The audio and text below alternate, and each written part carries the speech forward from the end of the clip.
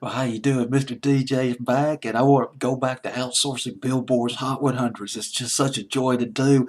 This one from April 4th, 1962.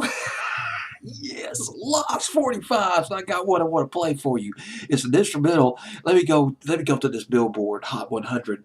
Some of the standards on. Well, let me just give you the top five records, top five hits that week, April 4th, 1962 rather.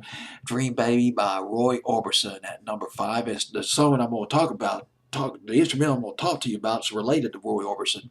Roy Orbison at number five with Dream Baby, and there was Slow Twisting by Chubby Checker at number four, off the Cameo Parkway label, I do believe.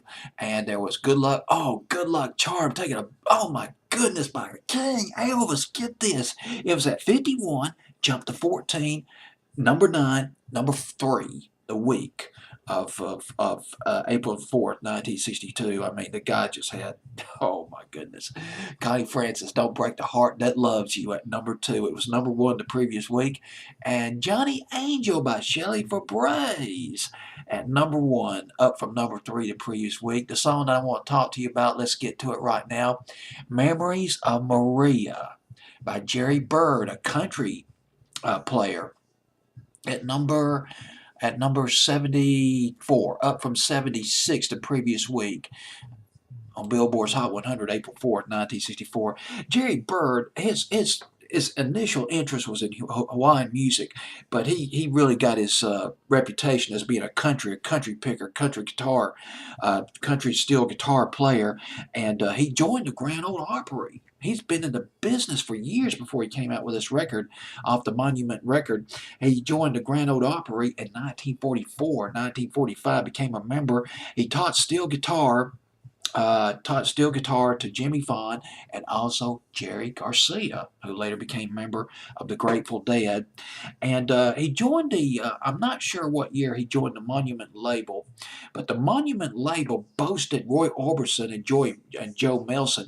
Roy Orbison and Joe Melson wrote a huge string of hit records done by Roy Orbison: Running Scared, Only the Lonely, and Crying. Indeed, if you look at the early 60s, this was Roy Orbison's prime years. His most commercial success happened during Monument between 1960 through 1964.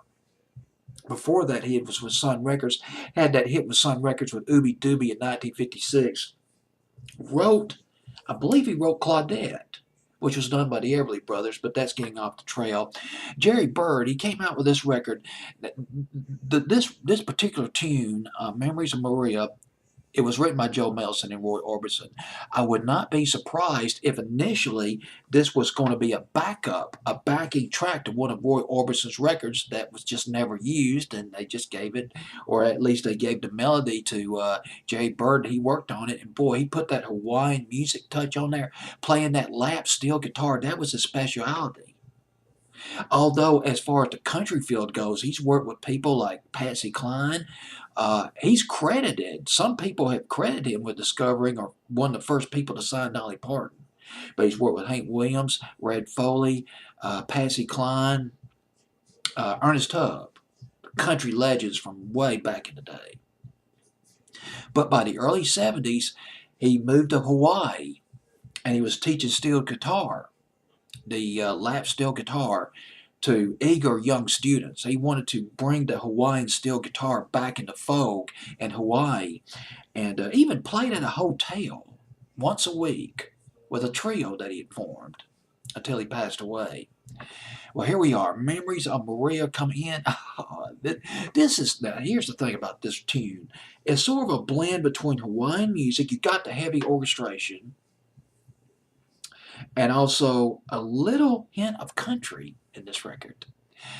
Memories of Maria by Jerry Byrd on Billboard's Hot 100 of April 4th, 1962.